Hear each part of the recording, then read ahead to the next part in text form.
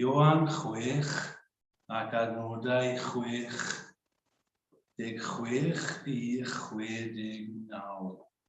Ioan 6, 66 i 69. O'r amser hwn, trodd llawer o'i ddisgyblion yn ei olau a pheidio mwyach a mynd o gwmpas gydag e. Yna gofynodd Iesu'r 12, a ydych chwithau hefyd, efallai, am fy ngadael. Atebodd Simon Pedr ef, arglwydd at bwy'r am ni, y mae geiriau i bywyd tragwyddol gennym ti, ac yr ydym ni wedi dod i gredu, a gwybod mae ti yw sanct Duw. Os ych chi moyn un adnod yn destun, yna beth am gwestiwn yr arglwydd i'r 12 yn adnod 67. A ydych chwithau hefyd am fy ngadael. Mae'r benod hon, benod 6, yn yr Efengyl Ioan, yn un o'r pwysicaf yn yr Efengyl, ac yn un o'r rhai arwyddocaol, mwyaf arwyddocaol yn yr Efengyl hefyd. Mae'n un o'r penodau eraf yn yr Efengyl. 71 o adnodau.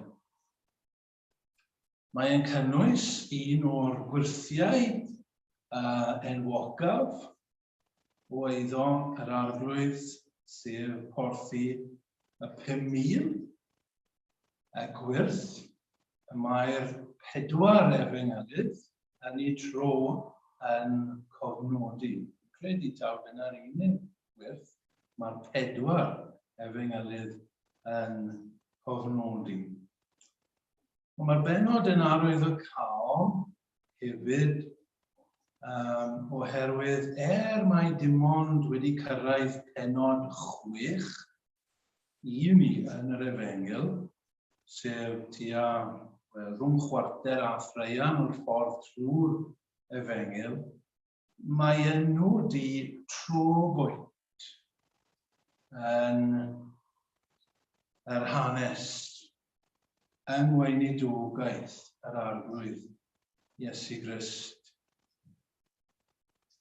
Mae'r digwyddiadau sydd yma yn digwydd dros 2 ddiwrnod. Ac mae'r gwahaniaeth rhwng dechrau y 2 ddydd a diwedd y 2 ddydd yn ryfedd. Mae'r gwahaniaeth ym mhoblogrwydd yr arglwydd yn fawr iawn. Petaech chi'n tynnu llun graff o poblogrwydd yr arglwydd ar ddechrau y 2 ddydd, yn erbyn diwedd y 2 ddydd, byddwch chi'n gweld bod y graff wedi mynd lawr yn sylweddol. Ar ddechrau y benod, mae yna dyrfa mawr yn dilyn yr arglwydd Iesu Grist. Ond erbyn diwedd y benod y 2 ddydd, chydig iawn sydd ar ôl. Mae werth cofio hynny yn dydy. Ar ddechrau gweinidogaeth yr arglwydd, roedd yn boblogaeth, roedd y terfaoedd yn ei ddilyn ac yn hoffi gwrando arno fe. Ond erbyn y diwedd, erbyn ei farwolaeth, chydig iawn oedd ar ôl gydag e. Ac yn yr adnodau hyn, dan sylw heno, i ni'n cael dechrau y troi, y cilio, mynd yn ôl.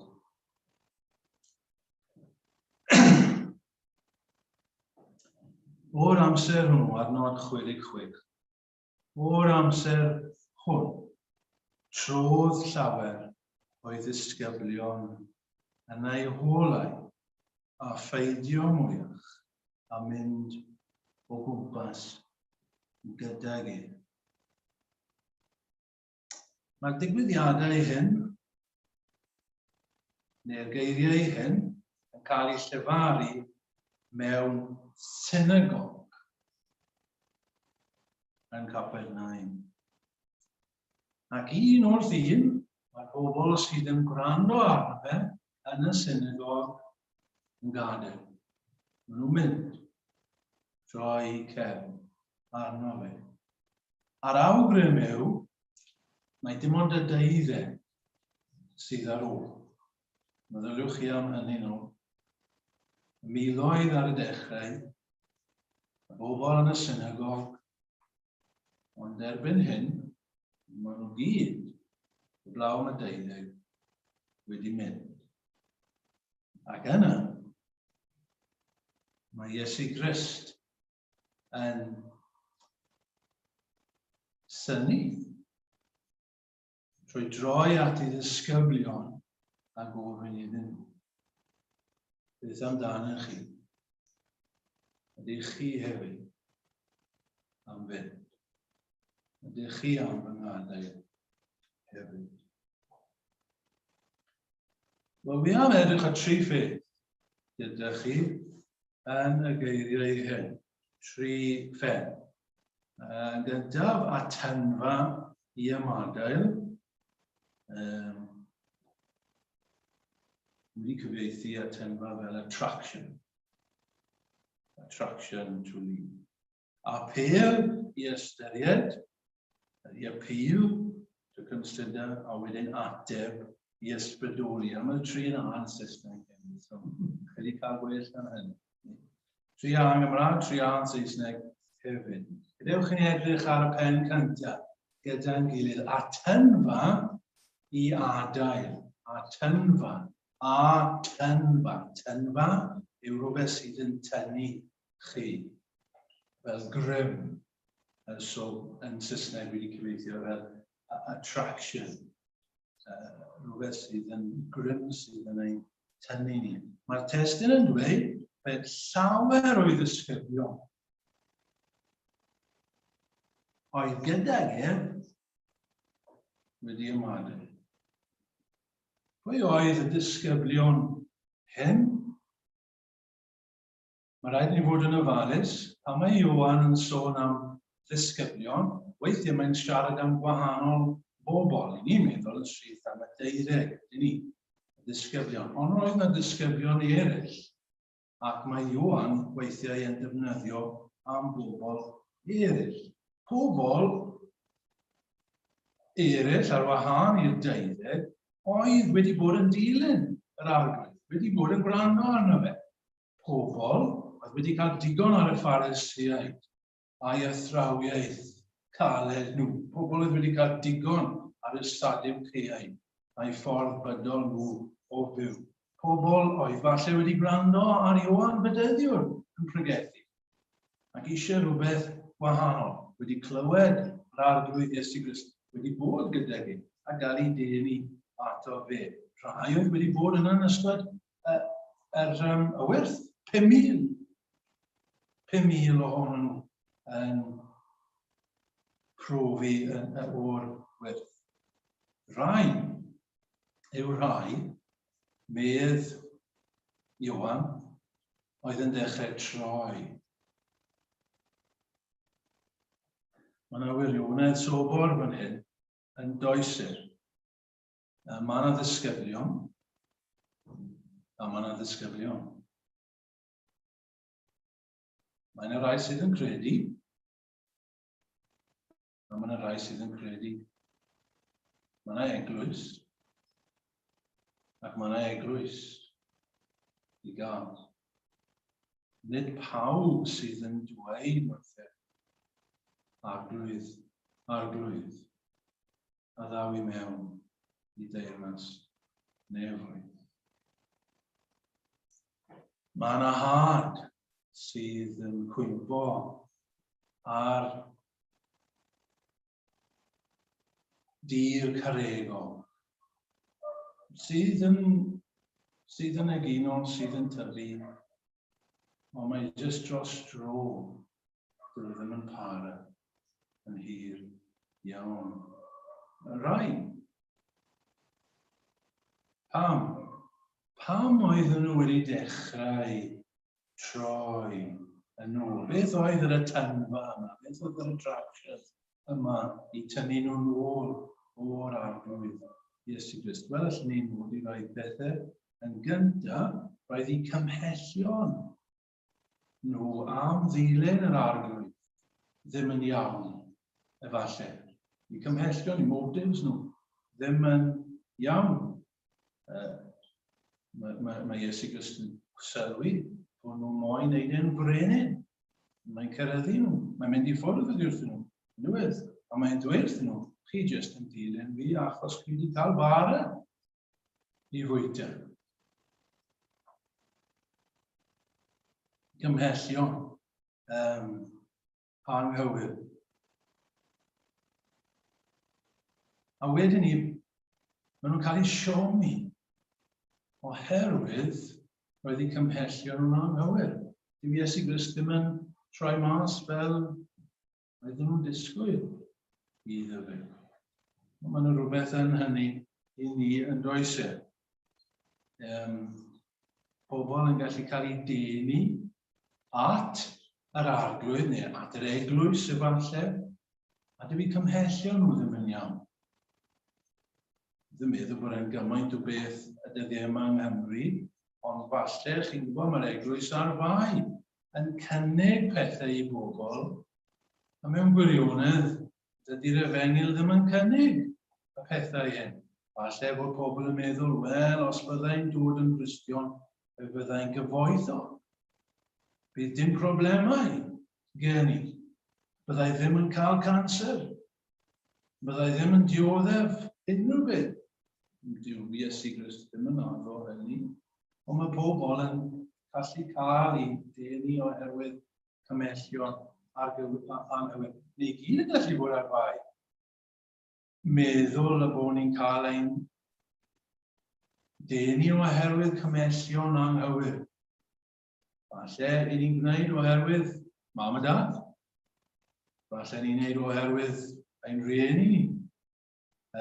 Sydd wedi mynd, traddodiad, bod yn cymhellion ni yn anghywir. A dyw pethau ddim yn troi mas. Ac I ni'n cael siom wedyn, pan yw pethau hyn ddim yn dod yn wir, troi yn ôl. Neu, wedyn ni allan ni ddweud, roedd troi yn ôl gan y bobl hyn, oherwydd honiadau Iesu Grist, oherwydd ei eiriau fe, oherwydd beth oedd yn dweud, because of his claims. Be mae'n dweud? Mae'n dweud pethau rhyfedd, yn dydi e, yn y benod. Pethau amdano ei hun. Fel mae fi yw bara'r bywyd. Beth rhyfedd I ddweud.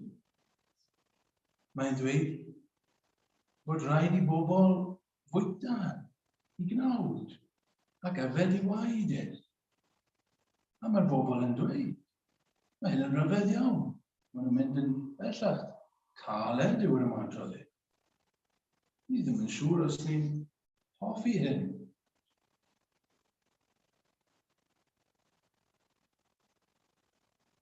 Wel, mae'n meddwl yw e.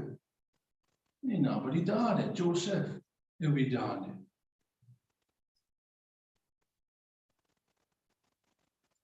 Mae'r un peth yn wir heddi yn dweud. Pobl yn gallu cael ei denu i'r eglwys, denu at Gristnogaeth. Ond wedyn ni, maen nhw'n clywed pethau. Clywed pethau am yr arglwydd Iesu Grist. Clywed bod Iesu Grist wedi marw ar y groes. Yn lle pechaduriau. Dwi'n siŵr os ni'n hoffi hynny.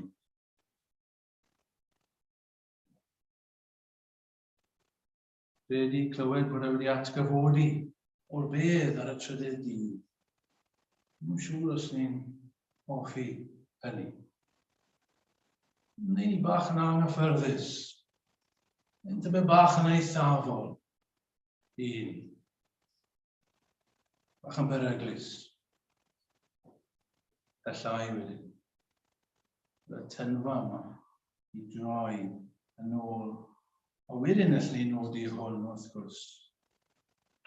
Beth mae Iesu Grist yn gofyn. Dim jyst beth mae'n dweud amdano i gyd, ond beth mae e'n gofyn i ni i wneud. Eto, mae rhaid i ni fwyta o'i gnawd e. A fed i waed e. Ddim yn siŵr am hynny. Os oes rhywun yn dymuno dod ar ôl i, mae'n rhaid iddo fe ymwadu ag ef ei hun a chodi groes. Ddim yn siŵr am hynny.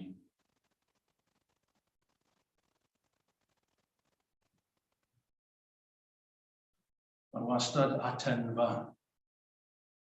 i ni. I droi, i beidio mynd ato fe. I ni gwybod am hyn yn dyn ni. I chi'n gwybod am hyn. Os ych chi'n Gristion, ych chi'n gwybod am hyn. Siwr o fod hefyd, mae'n gyfnodau yn codi yn ein bywydau, lle ni'n teimlo yw dynfa i roi lan. I troi nhw, yn rhiannol. Chi'n gwybod am hynny? Fi'n gwybod am hynny.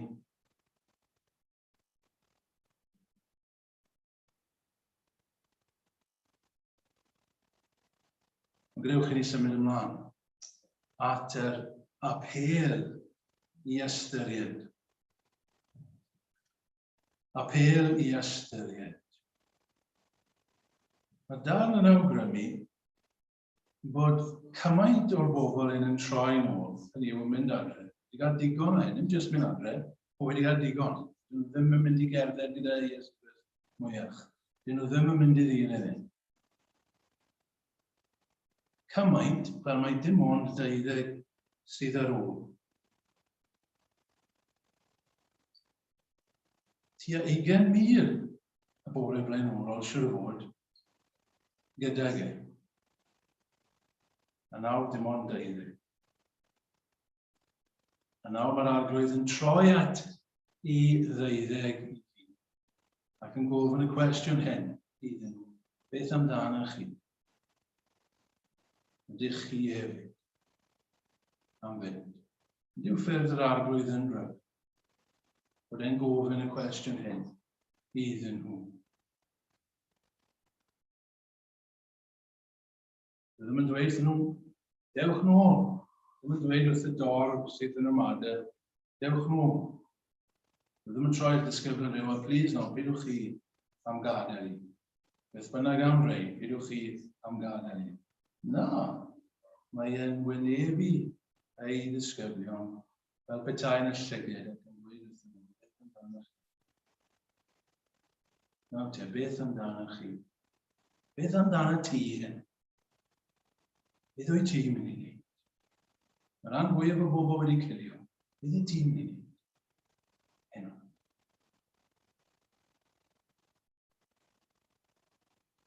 Pam mae'n gwneud hyn?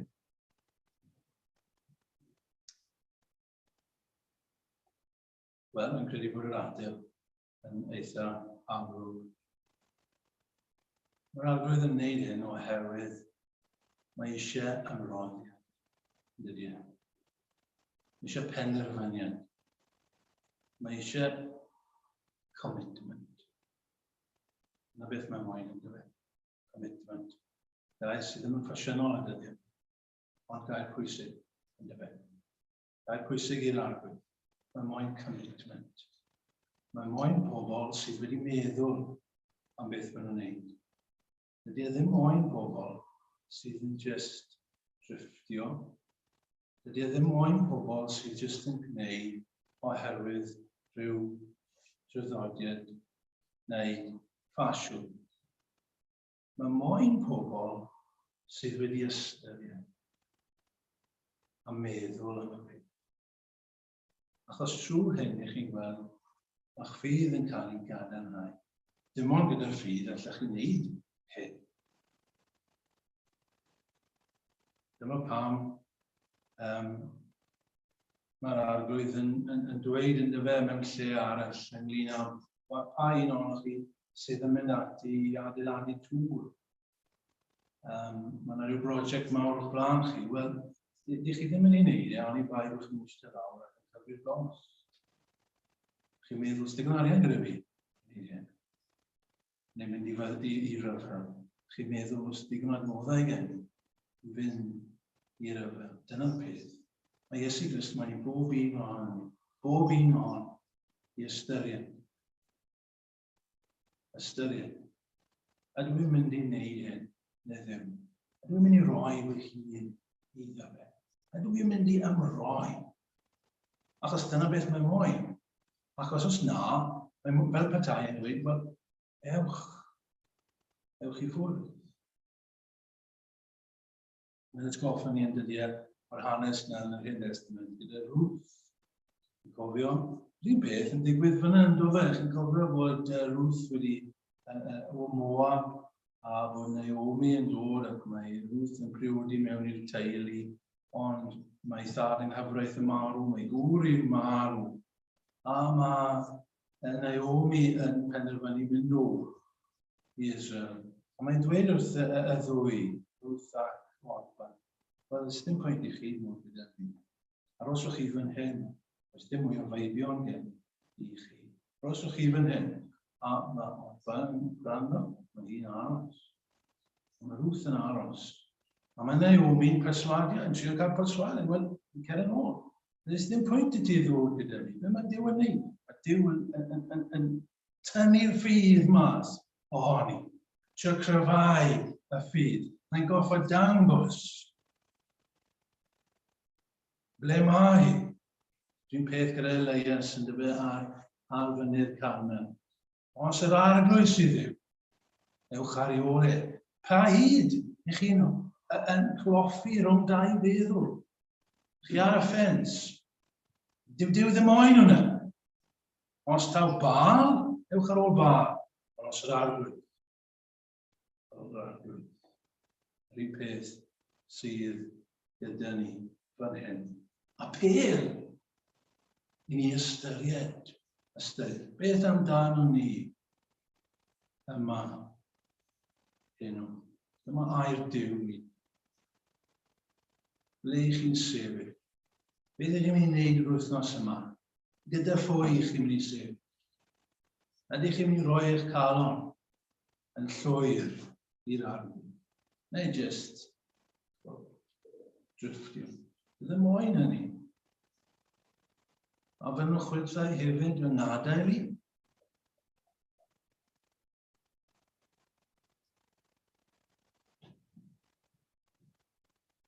Mae'n cysylltu gyda neges y bore yma. Na pam penderfynais i bregethu ar hwn heno. Ffordd mae'r byd yn mynd. Ni'n pregethu bore yma ar pwysigrwydd cael 2 oedfa ar y sydd gyda lot o eglwysi yn mynd i un. Wedi bod yn bwysig yn bod ni'n cadw at 2 oedfa ar y sydd. Wel, roedd i ni just ildio. Ond dal ati.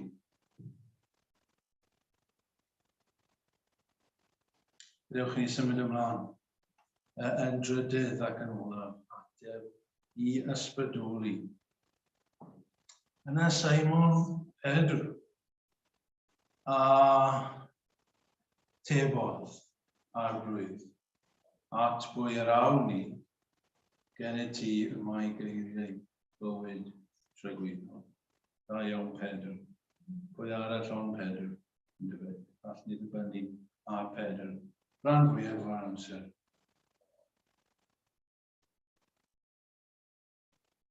At bwy arall yr awn ni, medd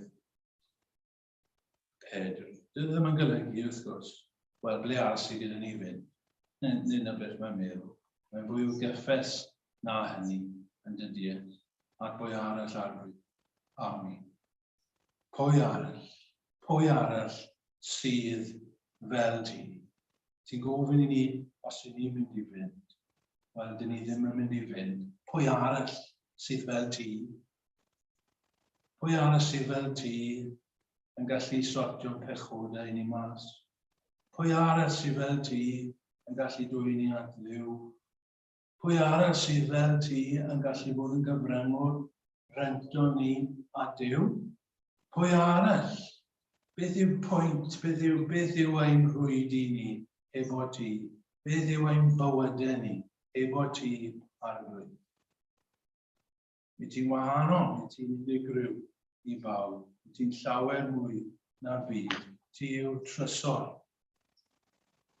a'r perl sydd o werth mwyaf.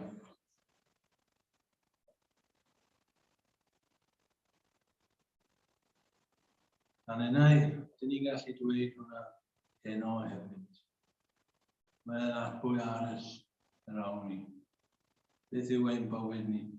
Heb yr arglwydd Iesu Grist. I ni'n cael ni'r emyn yma. Fe gan syni wythnos diwetha, mae'n emyn hyfryd iawn gan Williams plant y gilydd. Ni thro fy wyneb byth yn ôl I mofyn pleser gan.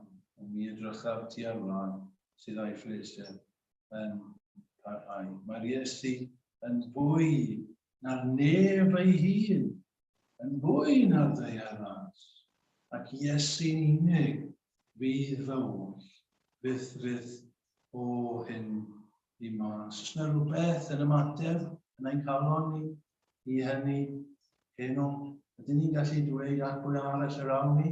A ddweud wrthych chi, os oes rhywbeth yn eich calon chi sydd yn adseinio, sydd yn cytuno gyda hwnna, gyda Pedr, mae'n arwydd da. Dim ond y Cristion all ddweud hynny.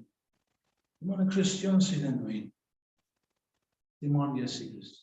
Rwy'n sydd ddim yn Cristion, ddim yn deall hynny. Pam mae dim ond Iesu Grist? Geni ti y mae geiriau bywyd tragweddol.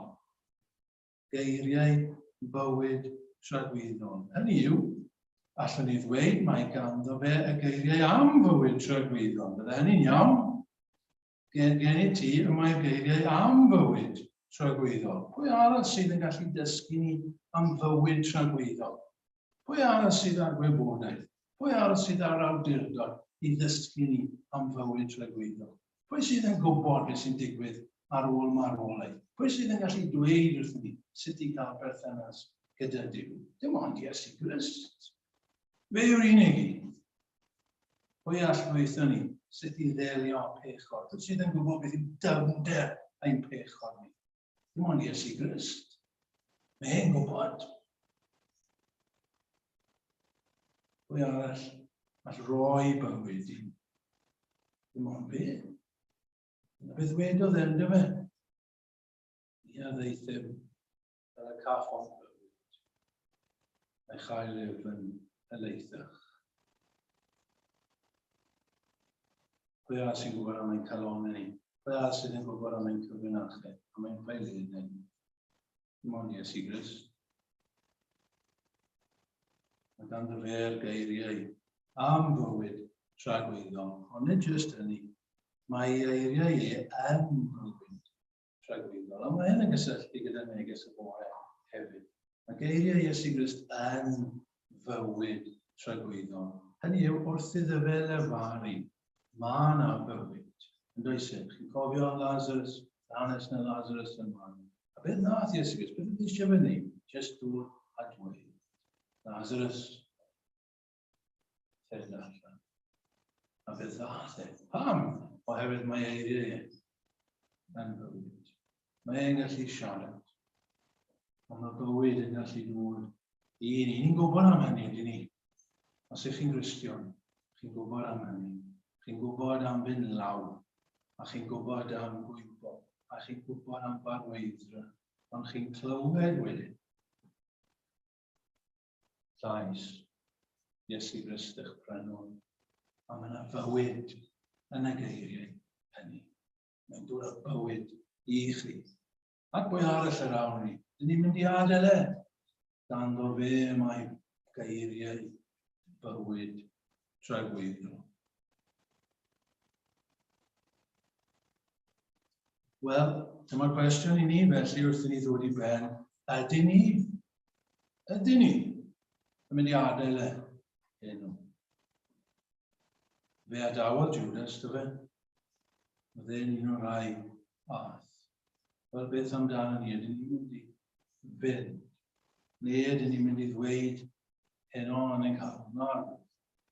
Fe ddim mynd i adael. Gen i ti. Mae geiriau bywyd tragweddol.